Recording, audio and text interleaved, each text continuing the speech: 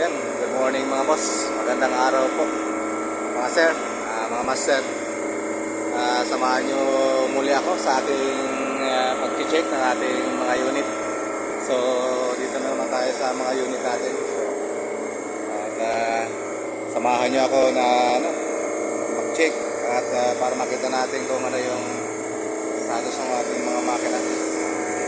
So yan, unang makinang chinecheck natin yan, kita nyo, medyo malala, flatted yung ating ating compressor.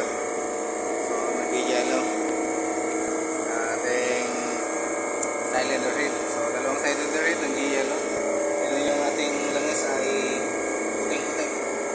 So ibig sabihin nung medyo flatted po ito. At ang pressure naman natin okay naman.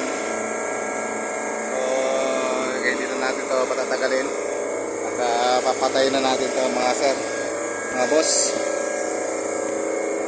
Kailangan na natin itong patayin yung switch para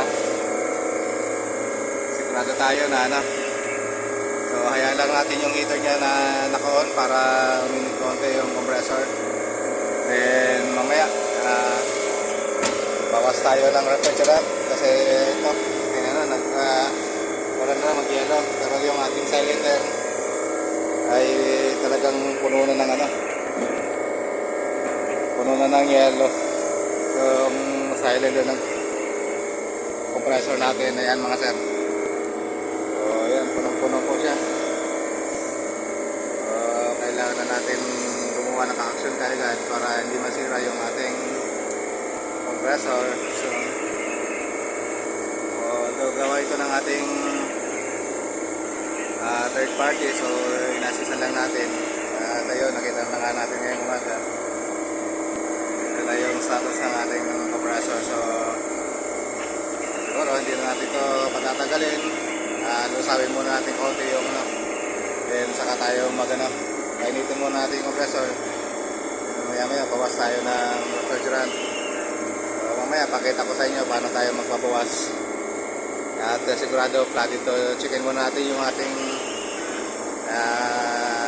pressure transmitter, baka sobra-sobra yung bukas, baka hindi nag-steady sa 100%. So maaari doon din nagagaling yung pag-flat ito. So kailangan ma-check muna natin maigi yung mga pinagdaanan nito, yung mga parts na dinaanan, para sure tayo na hindi na ulit ito magkakaganito. So samahan nyo ako muli at magandang araw po at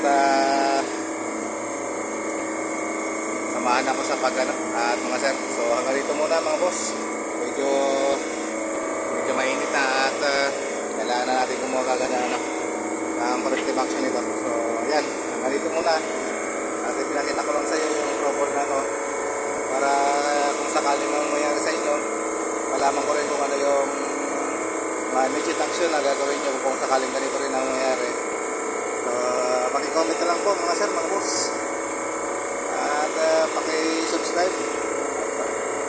Malaman namin ang inyong opinion, ang inyong mga ginagawa kung sakaling ganito rin ang nangyayari, para at least makakuha rin kami ng idea sa inyo. So yun mga boss, mga sir, magandang araw po at hanggang dito muna dahil kailangan natin gumawa ng action. So hindi na natin ito patatagalin. So maraming salamat sa pagsubaybay, sa pag-subscribe, sa pag-likes, pag-shares. So pag-shares na lang po kung sakaling man ito umabot sa inyo ito video na ito. Salamat.